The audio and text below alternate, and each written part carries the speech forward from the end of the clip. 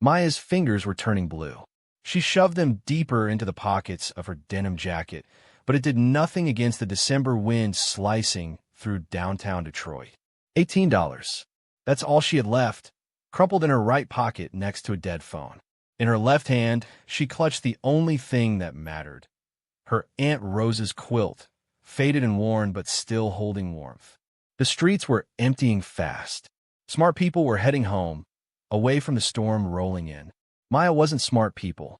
She was homeless people, the kind everyone looked past, looked through, pretended not to see. She ducked into Martinez Deli on the corner, the bell chiming as she entered. Warm air hit her face like a blessing. Behind the counter stood Elijah, the guy who worked evenings. Early 20s maybe, with kind eyes that always made her uncomfortable. Kindness usually came with conditions. "Cold out there," he said, not looking up from wiping down the counter. Maya nodded, moving toward the shelf of granola bars. Her stomach was eating itself. She pretended to browse, calculating. Could she afford one? Should she just take it? Her hand hovered over a peanut butter bar. "Take two," Elijah said quietly. "On the house." Maya's hand froze. "I don't need charity." "It's not charity. It's leftovers. We throw them out anyway." They both knew that was a lie.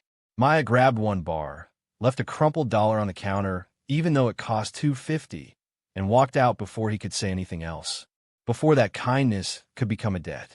The snow was falling harder now, thick flakes that stuck to her eyelashes.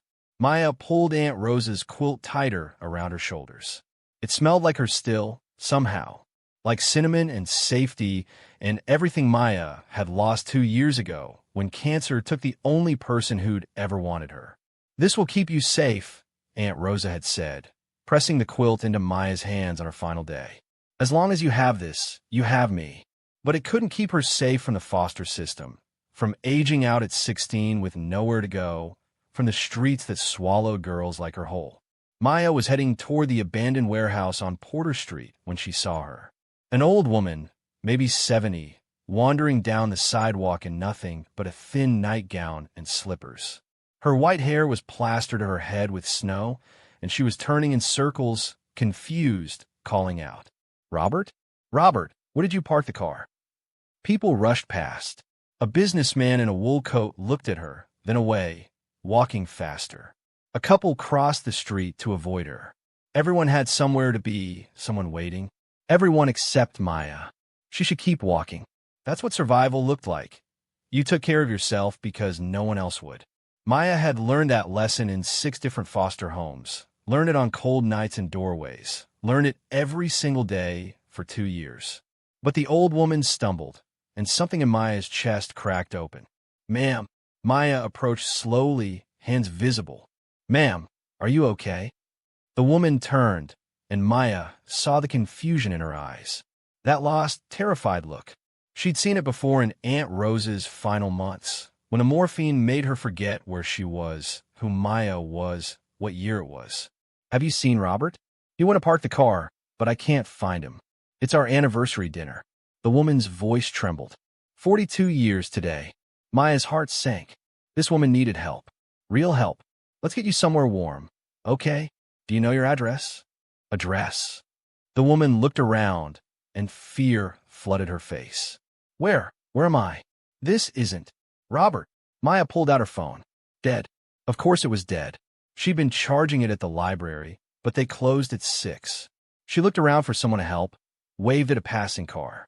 It drove by without slowing. She could call 911 from a payphone, maybe, if those still existed. Or she could flag down a cop. Except Maya's last interaction with Detroit PD had ended with a night in county lockup for loitering and bruises on her wrist from the cuffs. They didn't see homeless kids as people needing help. They saw problems to be moved along. The temperature was dropping. Maya could feel it in her bones. The old woman was shaking violently now, her lips turning blue. "Okay," Maya said, making a decision that would change everything. "Okay, we're going to be okay. Come here." She unwrapped Aunt Rose's quilt from her own shoulders and draped it over the old woman, who was several inches shorter. The cold hit Maya immediately, but she ignored it. "What's your name?" "Helen," the woman said. and for a moment her eyes cleared. My name is Helen. I'm sorry, I don't know where I am. I'm Maya, and we're going to wait right here until someone comes looking for you, okay? Because someone is definitely looking for you. Maya guided Helen toward a recessed doorway of a closed bookstore, out of the direct wind. She sat down on the cold concrete and pulled Helen down next to her, wrapping both arms around the older woman to share what little warmth she had left. Tell me about Robert, Maya said, because Aunt Rose's hospice nurse had taught her that. Keep them talking. Keep them present. Helen's face softened. Robert, he was so handsome, tall with dark eyes. He asked me to dance at a church social in 1981, and I said yes even though I didn't know how. He taught me. She looked at Maya, suddenly focused. Do you have someone who looks at you like you're the only person in the room? Maya thought of Elijah's kind eyes, then pushed the thought away. No, I don't. You will, Helen said with surprising certainty. You have that face. That good face. Robert always said you can tell good people by their faces. They sat in silence for a moment, and Maya felt Helen shivering against her. The quilt wasn't enough. Maya pulled off her denim jacket, her only jacket, and added it to the layers covering Helen. What are you doing? Helen protested. You'll freeze. I'll be fine. I'm younger. Warmer blood or something. Maya tried to smile, but her teeth were chattering. The hours crawled by. Maya kept Helen talking about Robert, about her son who died in a car accident 15 years ago, about her grandson Elijah, who worked so hard, who took care of her and his mother after they lost everything. Elijah? Maya's head snapped up. Your grandson is named Elijah? Yes. Such a good boy. Works at that little deli, studying business at community college. His mother, Rachel, she works 2 jobs. They take such good care of me. Helen's eyes clouded again. I don't know how I got here. I was in my room, and then I don't remember. The pieces clicked together in Maya's mind. The Elijah from the deli was this woman's grandson, the one who gave her free food, the one who'd been kind. He's going to find you, Maya said firmly, as much to herself as to Helen. He's going to find you, and you're going to be okay. But as midnight approached and the temperature dropped below 20 degrees, Maya wasn't sure either of them would be okay. Her whole body was numb now. 3 days later, Maya stood in the doorway of what Rachel called the guest room in their small house in Brightmoor. It had a bed with a real mattress, a dresser, a window with curtains that actually closed. It was more than Maya had seen in 2 years. I know it's not much, Rachel said apologetically, but it's yours. It's perfect, Maya said, and meant it. Elijah appeared with an armful of towels and blankets, fresh from the dryer. And Mom put some clothes in the dresser, things from when I was younger that might fit. We can get you more tomorrow. Maya nodded, overwhelmed. Helen shuffled in behind them, still moving slowly but alert now, fully herself. She'd been discharged the day before with strict instructions to rest. There she is, Helen said, her face lighting up. My angel. I'm not an angel, Helen. You are to me. Helen took Maya's hands in her weathered ones. You know what the doctors said? Another 30 minutes, and I wouldn't have made it. You saved my life, child. You gave me more time with my family. That's everything. That night at dinner, Maya sat at a table with 3 people who'd been strangers 4 days ago. Rachel had made spaghetti, and the smell alone made Maya's stomach growl. She couldn't remember the last time she'd had a home-cooked meal. So Maya, Rachel said, passing the garlic bread, Elijah mentioned you dropped out of school a couple years back? Maya tensed. Here it comes. The judgment. Yeah, it was complicated. Would you want to go back? Get your GED, maybe? I don't know. I'm pretty far behind. I was in 10th grade when I left. I could help, Elijah said quickly. I'm pretty good at tutoring. I help kids at the community center sometimes. Maya looked at him, at the earnest hope in his eyes. Why are you all being so nice to me? The question hung in the air. Rachel set down her fork. Because kindness isn't transactional, Maya. You don't have to earn it. You deserve it just by being human. But No buts. Rachel's voice was firm but warm. You're here now. You're safe. And we're going to help you build whatever future you want. That's what family does. But I'm not family. Helen reached over and patted Maya's hand. Family isn't always blood, dear. Sometimes it's who shows up, who stays, Who sees you when everyone else looks away? Maya's throat closed up. She nodded, not trusting herself to speak, and focused on her plate. After dinner, Elijah found her on the back porch, wrapped in Aunt Rose's quilt. Rachel had retrieved it from the hospital, washed and mended where it had torn. "Mind if I sit?" he asked. Maya shrugged, and he settled next to her on the steps. For a while, they just sat in comfortable silence, watching snow fall in the yellow glow of the streetlight. "Can I ask you something?" Elijah said finally. "Okay. What made you stop?" "For my grandmother. When everyone else just walked by." Maya thought about it, really thought. "I saw my Aunt Rosa in her. When Rosa was dying, she'd get confused sometimes, wander around. Once she got out of the house, and I found her 3 blocks away, scared and lost. And I couldn't leave Helen alone like that. I couldn't be one of the people who walked by. That took courage. Or stupidity. I almost died. Courage and stupidity sometimes look the same." Elijah smiled. "But what you did was courage. Definitely courage." They fell quiet again. Maya was hyper-aware of how close he was sitting, how his shoulder almost touched hers. "Can I tell you something?" Elijah said. "I noticed you. At the deli. I noticed you weeks ago." Maya's heart did something strange. "What?" "You came in every few days. Always bought the cheapest thing. Always looked like you were carrying the weight of the world. And I wanted to help but didn't know how without. I don't know, making it weird or pitying you or... I don't need pity. I know. That's what I figured out. You need respect. You need someone to see you as a person, not a problem." He turned to look at her. "That's what I'm trying to do. See you, if you'll let me." Maya's defenses screamed at her to run, to shut this down before it became something that could hurt her. But another part, the part that had been alone for so long, whispered stay. "I don't know how to do this," she admitted. "Any of this. Living with people. Trusting people. I'm going to mess it up. Then you mess it up. And we figure it out together." Elijah's voice was steady. "I'm not going anywhere, Maya. None of us are." She wanted to believe him. God, she wanted to believe him. Over the next 3 weeks, Maya settled into a routine she'd forgotten existed. She woke up in a warm bed, ate breakfast with Rachel before she left for her shift at the hospital, spent mornings studying with Elijah, working through math and English and history she'd missed. Afternoons, she helped Helen with physical therapy exercises and light housework. Evenings meant dinner together, all 4 of them like a real family. It was terrifying, because the more comfortable she got, the more she had to lose. And Maya had learned that everything could be taken away in an instant. "You're doing great," Elijah said one evening, reviewing her practice GED test.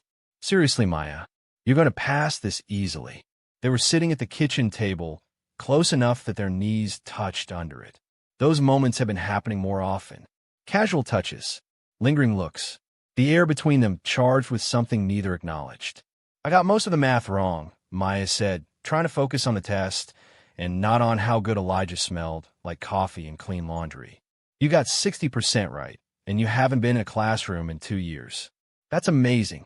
He shifted closer, pointing at a problem. "See this one? You actually did it right. You just second-guessed yourself." His hand was next to hers on the table. Maya stared at it, at how easy it would be to just close that distance. Touch him. See if this thing building between them was real. As if reading her mind, Elijah's hand moved. His pinky finger brushed hers, the barest contact. Maya's breath caught. "Maya," he said softly. "Can I? Kids, I made cookies." Rachel's voice came from the kitchen doorway, and they both jerked apart like they'd been burned.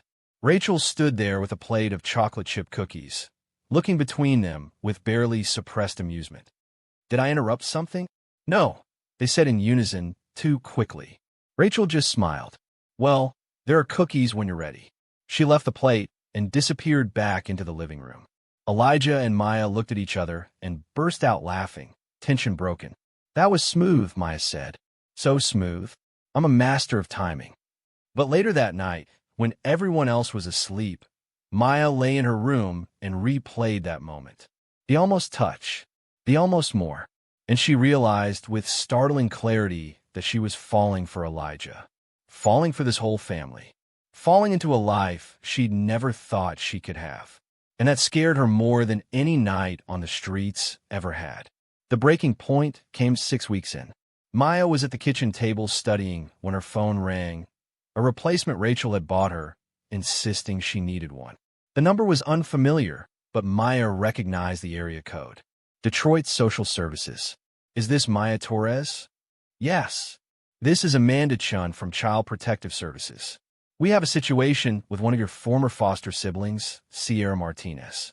She listed you as an emergency contact. She's asking for you. Maya's heart sank. Sierra.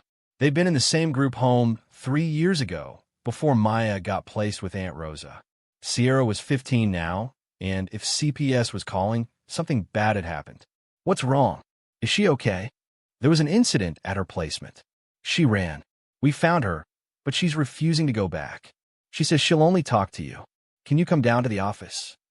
Maya looked at the clock. 4 p.m. Rachel wouldn't be home from work for hours. Elijah had a class until 6. She should wait, should tell them where she was going. But Sierra needed her now. I'll be there in 30 minutes, Maya said, and hung up. She grabbed her coat, a new one Rachel had bought, warm and waterproof, and headed out into the February cold. She left a note on the table. Had to help a friend. Back soon. The CPS office was across town. Maya took 2 buses, her anxiety building with each stop. Sierra had always been fragile, jumping at loud noises, flinching from touch. Whatever had happened at her placement had to be bad for her to run. At the office, a tired-looking social worker led Maya to a conference room where Sierra sat hunched in a chair, her arms wrapped around herself. Her left eye was swollen shut. Sierra, Maya breathed, rushing to her. What happened? Sierra looked up, and relief flooded her face. Maya, you came. Of course I came. What happened to your face? My foster dad. He got mad because I stayed out past curfew, and Sierra's voice broke. I can't go back there. I can't. Maya's blood went cold. She'd heard this story before, lived versions of it. The system was supposed to protect kids, but sometimes it just moved them from one nightmare to another. She's not going back there, Maya said to the social worker. We're investigating the allegation, but in the meantime, she's not going back. Maya stayed with Sierra for hours, advocating, pushing, refusing to leave until they found Sierra an emergency placement at a group home. Not ideal, but safer than where she'd been. By the time Maya got her settled and made her way back to Brightmoor, it was past midnight. She walked in to find Elijah pacing the living room, his phone in his hand. When he saw her, relief and anger crossed his face in equal measure. Where the hell have you been? His voice was sharp. We've been calling for hours. Mom was about to call the police. We thought. I left a note that said you'd be back soon. Soon as in 8 hours, Maya. Rachel appeared from the kitchen, and even Helen shuffled out in her nightgown. They all looked exhausted, worried, angry. I'm sorry, Maya said. A friend needed help. I had to go. You couldn't call? Couldn't text. Elijah was really angry now, more than Maya had ever seen him. Do you know what we thought? After everything, we thought something happened to you. That I'd what? Run? Disappear? Maya felt her own anger rising. I told you where I was going. You told us nothing. A vague note isn't communication, Maya. We're not mind readers. I don't have to report my every move to you. When you live here, when we're worried about you, yes, you do. That's what families do. They communicate. They don't just vanish. And there it was. The thing Maya had been avoiding. Family meant obligation. Meant people who could be disappointed. Meant letting people in enough that they could control you, leave you, hurt you. I'm not your responsibility, Maya said, her voice cold. I never asked for this. The words hit like a physical blow. She saw Rachel flinch, saw hurt flash across Elijah's face. Is that what you think? Elijah's voice was quiet now, dangerous. That you're a responsibility? An obligation? Or not? No. He stepped closer. Your family, Maya. Or at least we thought. We hoped. I can't be what you want me to be. Maya was backing toward the stairs now. I can't be the grateful charity case who does everything right and never causes problems. That's not what anyone is asking. Then what are you asking? Maya shouted. What do you want from me? I want you to stay. Elijah shouted back. I want you to trust us. To believe that we're not going to leave you, or kick you out, or hurt you. I want. He stopped, his voice breaking. I want you to let us love you. The silence was deafening. Maya stared at him, at the raw emotion on his face, at Rachel's tears, at Helen's sad understanding. And she panicked. I can't do this, she whispered. I'm sorry. I can't. She turned and ran up the stairs, locked herself in her room, and didn't come out.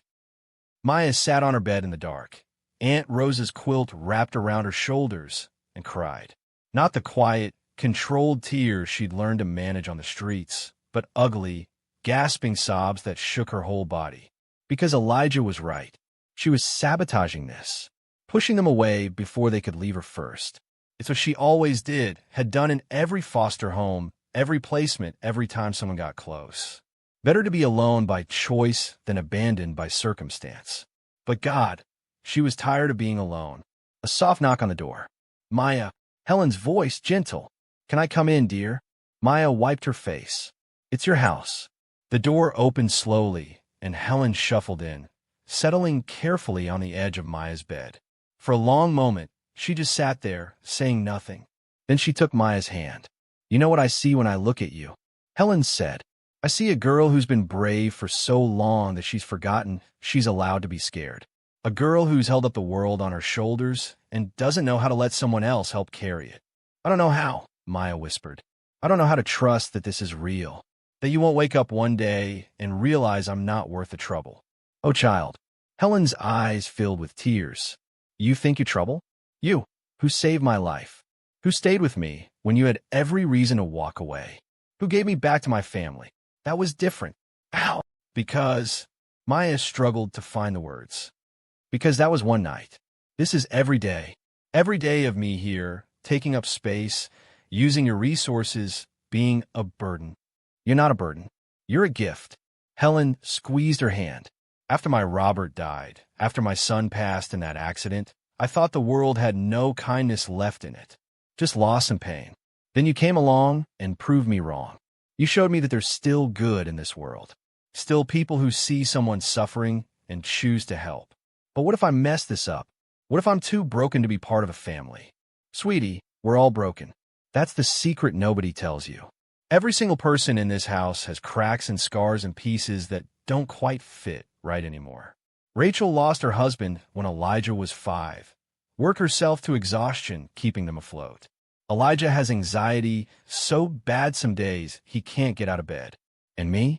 I lost my mind that night, wandering in the snow, and I lose little pieces of it every day. Maya looked up, surprised. Helen smiled sadly. We're broken, Maya, but we're broken together. And that's what makes us family. I don't know how to do this, Maya said again, but this time it sounded less like a defense and more like a plea.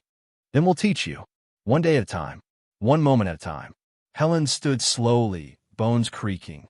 But you have to want it. You have to choose to stay, to fight for this, even when it's scary. Especially when it's scary. After Helen left, Maya sat in the dark for another hour, thinking about Aunt Rosa, who'd loved her fiercely until cancer took her. About the streets, where she'd learned to trust no one and need nothing. About Helen, Rachel, and Elijah, who'd somehow seen past her walls to something worth saving. About Elijah saying he wanted her to let them love her. Finally, Maya stood up, went to her dresser, and pulled out the GED study materials. The math worksheets Elijah had made for her. The essay Rachel had helped her edit. The note Helen had left on her pillow last week that just said proud of you. Evidence of people who stayed, who showed up, who saw her. She couldn't keep running from that. The next morning, Maya came downstairs at dawn to find Elijah at the kitchen table with coffee. He looked like he hadn't slept either, dark circles under his eyes, his hair a mess. Hey, she said softly. He looked up, and something vulnerable crossed his face. Hey, Maya poured herself coffee and sat across from him. For a moment, neither spoke. I'm sorry, she said finally, for disappearing yesterday, for not calling. You were right. I should have communicated better. I'm sorry, too, for yelling. Elijah ran a hand through his hair. I was just so scared. When you didn't come home, when you weren't answering, all I could think was that we'd lost you. That maybe you'd left and weren't coming back. I thought about it, Maya admitted. Last night, I thought about packing up and leaving before morning. Before you could ask me to go. We would never ask you to go. I know. That's what scares me. Maya wrapped her hands around her coffee mug. Elijah, I've lost everyone I ever cared about. My mom, my aunt, every foster placement that felt even close to safe. And now I have you, and Rachel, and Helen. And it's so good it terrifies me. Because what happens when it's taken away? What if it's not taken away? Elijah leaned forward. What if we build something that lasts? What if you let yourself have this? People always leave. Then I'll be the one who stays. His voice was fierce. I'll be the one who proves you wrong. Every single day, I'll show up. I'll stay. Until you believe it. Maya felt tears streaming down her face. Why? Why do you care so much? Elijah reached across the table and took her hand. Because when I found you that night with my grandmother, both of you nearly frozen, you were still holding her. Still trying to keep her warm, even though you were dying too. That's who you are, Maya. You're someone who stays. And you deserve people who stay for you. I don't know how to do this. How to be loved. Neither do I, Elijah said, and Maya looked up in surprise. You think I'm good at this? I've got anxiety that makes me think everyone's about to leave me too. I second-guess everything. I'm a mess. You don't seem like a mess. That's because you make me braver. Being around you makes me want to be braver. He squeezed her hand. We can figure this out together. Be messy together. Be scared together. As long as we're honest about it. I'm scared, Maya whispered. Me too. I'm scared that I'm falling for you, and I don't know what to do with that. Elijah's eyes widened. His grip on her hand tightened. Yeah. He stood up, came around the table, and knelt in front of her chair. I'm falling for you too. I've been since the night I found you. Maybe even before, all those times at the deli when I tried to work up the courage to really talk to you. This is a terrible idea, Maya said, even as she reached out to touch his face. The worst, Elijah agreed, leaning into her touch. What if we mess this up? What if it doesn't work, and then I lose all of you? Then we mess it up and figure it out. But Maya, he took both her hands now. I'd rather try and fail than never try at all. I'd rather have you in my life in whatever way I can than not have you at all. Maya looked at him, at this boy who'd shown her kindness in a deli, who'd found her in the snow, who'd taught her math late into the night, who'd seen every broken piece of her and stayed anyway. Okay, she breathed. Okay, let's try. Elijah's smile was like sunrise. He stood, pulling her up with him, and then he was kissing her. Soft and careful and full of promise. Maya kissed him back, pouring 2 years of loneliness and fear and desperate hope into it. When they pulled apart, both breathing hard, Elijah rested his forehead against hers. We're doing this, he said. We're doing this, Maya agreed. Oh, thank God. Rachel's voice came from the doorway. They jumped apart to find her standing there with Helen, both grinning. I thought you two would never figure out. Mom. Elijah's face was bright red. How long have you been standing there? Maya asked, mortified. Long enough, Helen said, looking delighted. About time, you two. The tension was killing me. Despite her embarrassment, Maya found herself laughing. Really laughing, the kind that came from joy instead of nervousness. And when Elijah took her hand again, she let him. Let herself have this. Let herself stay. The weeks that followed were different. Maya stopped waiting for the other shoe to drop and started building instead. She studied harder for her GED, determined to pass.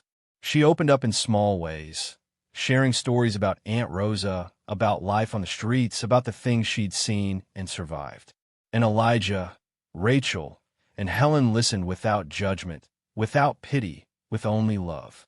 Maya and Elijah were careful around each other, navigating this new territory of being more than friends but not quite knowing what that meant yet. Stolen kisses in the kitchen. Holding hands during late-night study sessions. The kind of sweet, tentative romance that bloomed between two people learning to trust. One evening, Rachel found Maya doing dishes and joined her, drying while Maya washed. You know, Rachel said casually, I've been thinking. That friend of yours, Sierra, how's she doing? Maya's hands stilled in the soapy water. Better, I think. I've been visiting her at the group home when I can. But she's struggling. The place is overcrowded, understaffed. She's falling through the cracks. There are a lot of kids falling through those cracks, aren't there? Too many. Maya handed Rachel a plate. Kids who age out of the system with nowhere to go. Kids who run because their placements are dangerous. Kids who end up on the streets because there's no room anywhere else. Rachel was quiet for a moment, drawing the same plate twice. What if we did something about that? Maya looked at her. What do you mean? What if we started a program? A place for kids like you and Sierra. Transitional housing for youth aging out of foster care. Support, resources, education. A real chance. That would take money, resources, time. I have some savings. And I've been thinking about this for a while. Since you came into our lives, really. Rachel set down the plate and turned to face Maya fully. You changed us, Maya. You reminded us what matters. What if we used that? Used our story to help others? Maya's heart was pounding. You really think we could? I think we could try. With you. Because you understand what these kids need. You've lived it. I'm still living it. I'm 17, Rachel. I don't have a high school diploma. I don't have anything. You have everything that matters. You have heart, courage, understanding. And you have us. Rachel smiled. What do you say? Want to help me save some kids? Maya thought about Sierra. About all the other kids out there, invisible and scared and alone. About who she'd been 6 months ago, freezing in a doorway with nothing but $18 and a quilt. About who she was now. Someone with a home, a family, a future. Yes, Maya said. Yes, let's do it. For months later, Maya stood outside a small building in Brightmoor with a for rent sign in the window. Rachel stood beside her, Elijah on her other side, Helen watching from the car. It's perfect, Rachel said. 4 bedrooms upstairs, common areas down. Room for small office. It needs work, but it's within budget.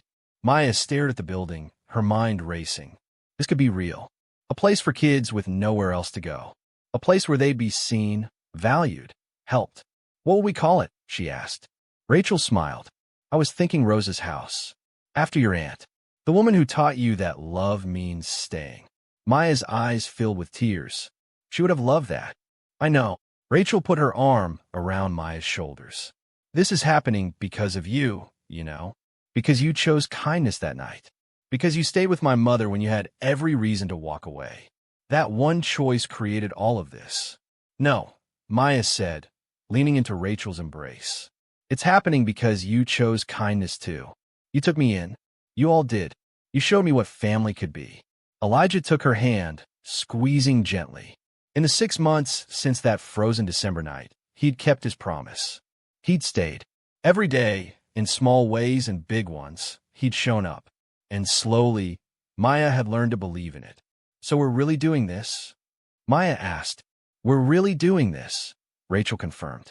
They walked into the building together, and Maya felt something she hadn't felt in years settle into her bones. Purpose, belonging, hope. After class, her professor pulled her aside. Excellent work, Maya. Have you thought about graduate school? With your lived experience and academic performance, you'd be a strong candidate for our MSW program. Maya smiled. I'm thinking about it, but I need to get my bachelor's first. Of course, but when you're ready, come talk to me. We need more social workers like you, people who understand the system from the inside. Walking home to the house in Brightmoor she now shared with Rachel, Helen, and Elijah, Maya thought about how far she'd come. Rose's house had served 23 young people in 2 years. 3 had gone on to college. 5 had found stable employment. All had found family. She was thinking about this when her phone rang. Elijah, hey, can you stop by Rose's house before you come home? Someone wants to meet you. Who? You'll see. Trust me. Intrigued, Maya detoured to Rose's house. Inside, she found a girl who couldn't have been more than 16, sitting on the couch with a duffel bag at her feet. She had that look, the one Maya recognized in the mirror from 2 years ago. Lost, scared, trying desperately to be brave. Maya, this is Amber, Elijah said gently. She aged out of foster care last month. Nowhere to go. The shelter sent her to us. Maya sat down next to Amber, keeping her distance, remembering how trapped she'd felt when people got too close too fast. Hi, Amber. I'm Maya. This is my boyfriend, Elijah. We run this place. Amber looked at her with suspicious eyes.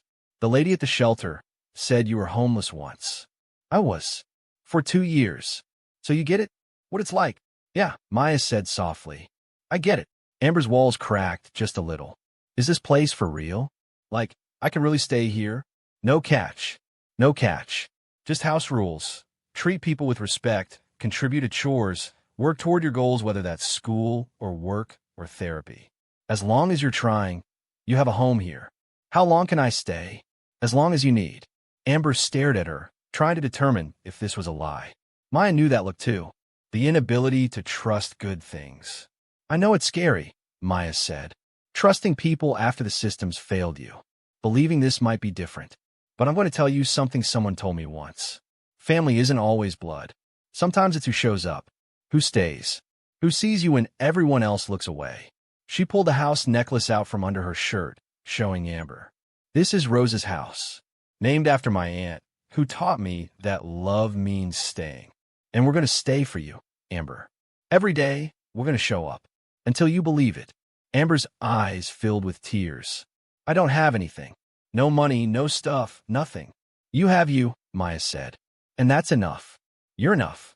Something broke in Amber's face. She nodded, unable to speak. Elijah showed Amber to her room, and Maya stood alone in the common room, looking at Aunt Rose's quilt on the wall, looking at the house she'd built from kindness, looking at the life she'd created from one choice on one frozen night. Her phone buzzed. A text from Rachel. Dinner at 6. Helen made your favorite. Maya smiled and texted back. On my way home. Home. She had a home. She had a family. She had a purpose. And she had learned the most important lesson, that kindness creates ripples. One choice, one moment, one person choosing to stay can change everything. Maya locked up Rose's house and walked into the December evening. Snow was falling, soft and gentle, and she pulled her warm coat tighter. Not because she was cold, but because she could, because she had a coat now, and a home to return to, and people waiting who loved her. And tomorrow, she'd wake up and do it again. Show up for Amber and Sierra and all the kids who needed someone to see them. Someone to stay, just like someone had stayed for her. The screen fades to black, then text appears. Rose's house served 127 young people in its first 5 years. Maya graduated with her master's in social work and continues to advocate for systemic reform in foster care.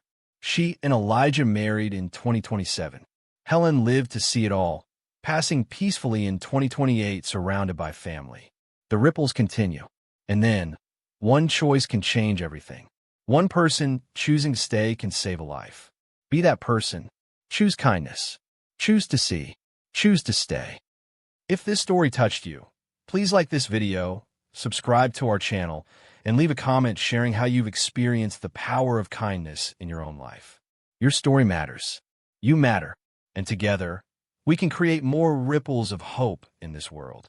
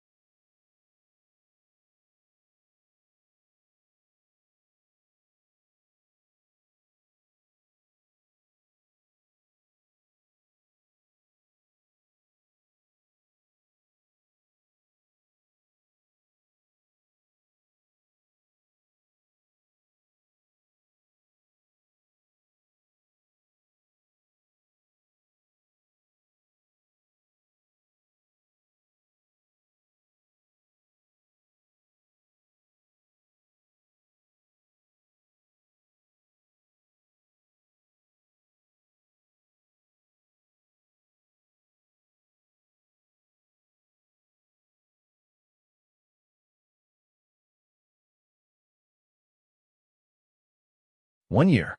That's how long it had been since Maya had found Helen in the snow. 12 months since her life had changed in ways she never could have imagined.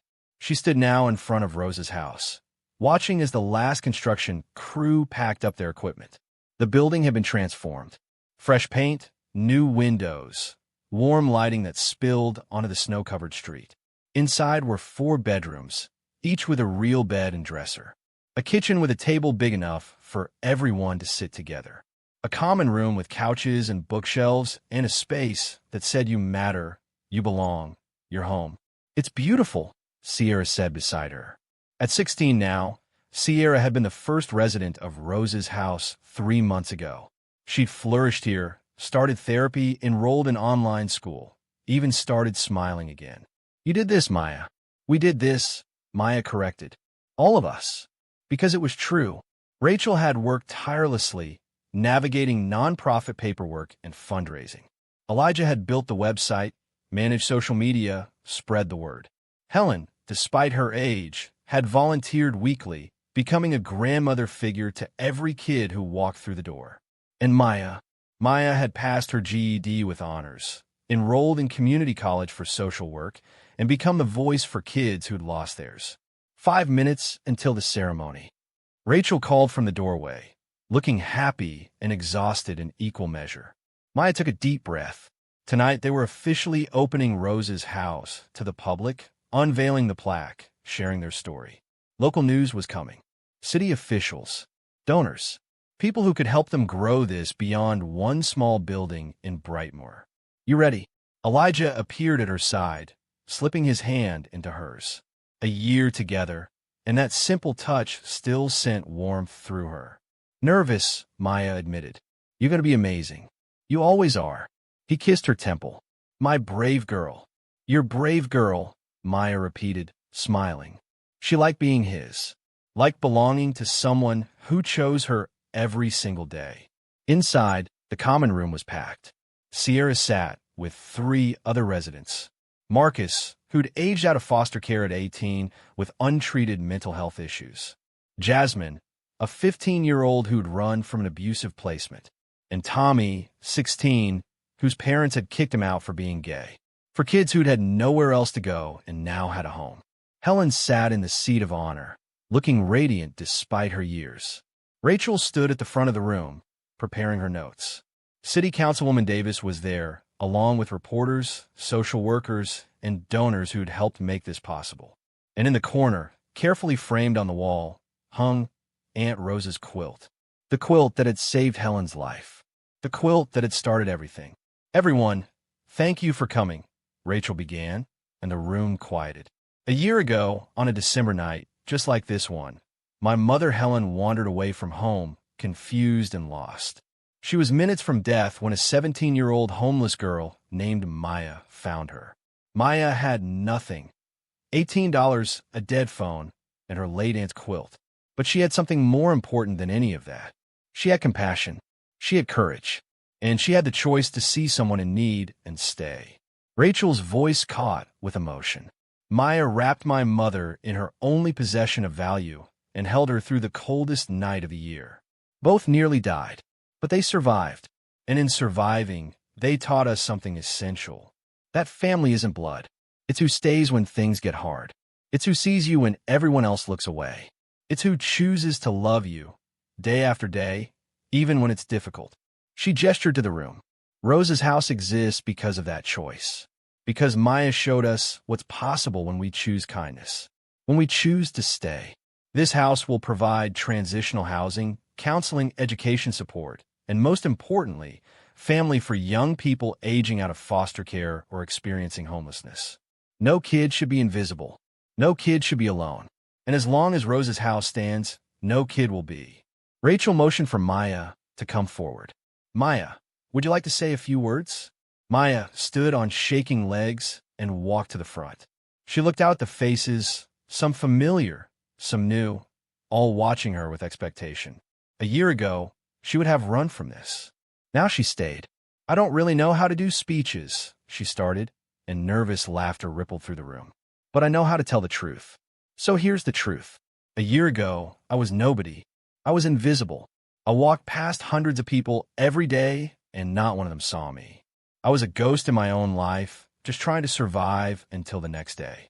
She took a breath. Then I found Helen, and she changed everything. Because she saw me. Even in her confusion, even in her fear, she saw me and called me an angel. And for the first time in 2 years, I felt like a person again. Like I mattered. Maya's eyes found Rachel, Helen, and Elijah. Then her family saw me too. They didn't see a charity case or a burden or a problem to solve. They saw a person worth loving, worth staying for. And they taught me that family isn't something you're born into. It's something you build, one choice at a time. She looked at the residents. Sierra, Marcus, Jasmine, Tommy, you are not invisible. You are not forgotten. You are not alone. You matter. Your stories matter. Your futures matter. And Rose's house will be here, every day, choosing to see you, choosing to stay. The room erupted in applause. Maya saw Sierra crying, saw Rachel beaming with pride, saw Helen nodding with satisfaction. And she saw Elijah watching her like she'd hung the moon. After the ceremony, as people mingled and explored the house, Elijah pulled Maya aside to the back porch. I have something for you, he said, pulling a small box from his pocket. Maya's heart stopped. Elijah, relax, it's not a ring. He grinned. Yet, he opened the box to reveal a necklace. A simple silver chain with a small house charm. It's Rose's house, he explained, so you can carry it with you. Carry this reminder that you built something beautiful from pain. That you took the worst night of your life and turned it into hope for others. Maya felt tears streaming down her face as Elijah fastened the necklace around her neck. Thank you, she whispered. Thank you, he said back, for staying, for choosing us, for choosing me. Every day, Maya promised. I choose you every day. They kissed in the December cold under the same stars that had watched over Maya and Helen a year ago. But this time, Maya wasn't cold.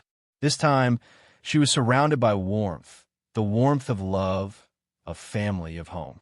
2 years later, Maya stood in front of a classroom at Wayne State University, finishing her presentation on youth homelessness and systemic reform. She was 20 now, in her junior year of social work school, working part-time at Rose's house while carrying a full course load. It was exhausting and exhilarating and exactly where she was supposed to be,